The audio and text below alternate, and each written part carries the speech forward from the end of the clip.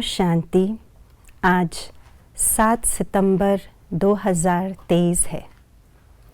त्याग और सफलता दोनों में क्या कनेक्शन है?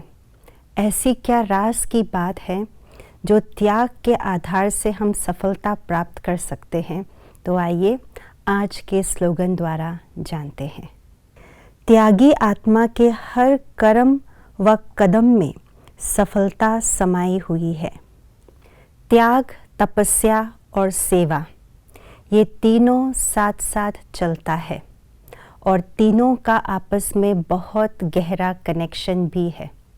बाप दादा ने अव्यक्त मुरलियों में ये कहा हुआ है कि अगर त्याग, तपस्या और सेवा तीनों हैं तो यही तीनों ही सफलता का आधार है।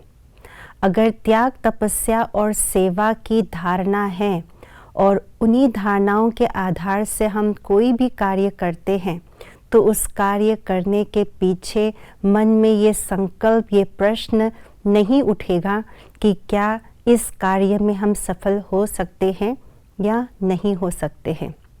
जब इन तीनों के आधार से हम कोई भी कार्य करते हैं, कोई भी कदम उठाते हैं तो वहाँ पर एक सेकंड में सफलता प्राप्त होना ही होना है, ये निश्चित है।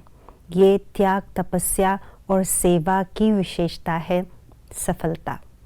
परंतु इन तीनों में भी सबसे पहली बात आती है त्याग। पर त्याग भी किस बात का त्याग? एक अव्यक्त मुरली में बाप दादा ने कहा है, त्याग यदि एक बात की होगी तो सर्वंश त्यागी हम आत्मा कहला सकते हैं और उस एक बात की त्याग से हम तपस्वी मूर्त भी बन जाएंगे और सच्चे सेवाधारी भी बन जाएंगे। तो वो किस एक बात का त्याग करना है? बाबा ने कहा है वो एक बात है देह भान का त्याग, हद के मैंपन और मेरेपन का त्याग। जहाँ हद के मैंपन और मेरेपन का त्याग नहीं, वहाँ पर आत्मा तपस्वी मूर्त बनने में और सच्चे सेवाधारी बनने से वंचित रह जाते हैं।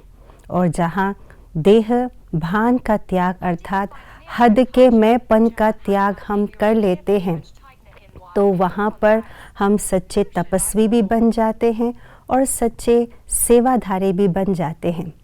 और जब हम देह भान का त्याग करते हैं तो उस समय हमारा एक एक बोल में, हमारे एक एक कर्म में विकारों का अंश हम समाप्त कर देते हैं, विकारों के अंश को त्याग कर लेते हैं। अर्थात हमारा एक एक बोल, मनसा, वाचा, कर्मणा में कोई भी विकार नहीं होते, अर्थात शुद्ध पवित्र विचार, बोल और कर्म होते हैं।